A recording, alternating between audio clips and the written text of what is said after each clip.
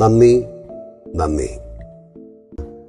യാതൊരുവിധ കലാപാരമ്പര്യവുമില്ലാത്ത എന്നെ മഹാരഥന്മാർ തിടമ്പേറ്റിയ സിനിമയുടെ ഉത്സവപ്പറമ്പിലേക്ക് പറഞ്ഞുവിട്ടത് ആരാണ്? പൂർവ്വ ശിക്ഷണങ്ങളോ വഴികാട്ടികളോ ഒന്നുമില്ലാത്തതിനാൽ വീഴാതെ പിടിച്ചു നിൽക്കാൻ സഹായിച്ചുകൊണ്ട് എപ്പോഴും നിഴലുപോലെ കൂടെ നിൽക്കുന്ന അജ്ഞാത ശക്തി ഏതാണ്?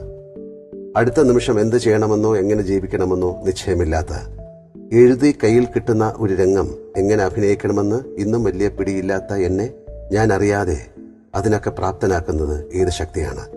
ആലോചിക്കുമ്പോൾ ഒരു പിടിയും കിട്ടുന്നില്ല.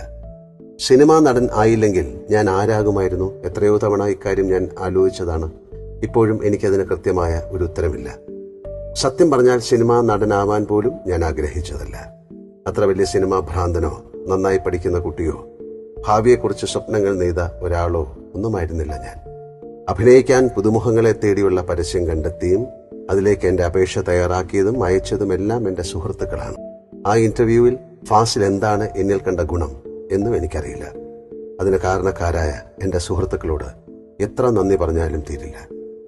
എന്റെ അനാകർഷമായ ശരീരത്തിലും മുഖത്തിലും നോക്കി ഒരു നടനുണ്ട് എന്ന് തിരിച്ചറിഞ്ഞ ഫാസിലിന്, എന്റെ പാച്ചിക്കായ്ക്ക് എത്ര നന്ദി ഞാൻ പറയണം. എത്രയോ മനുഷ്യരുടെ കൈകൾ ചേർന്നാണ് എന്നെ ഇന്ന് ഞാൻ നിൽക്കുന്ന ഉയരങ്ങളിലേക്ക് എത്തിച്ചത്.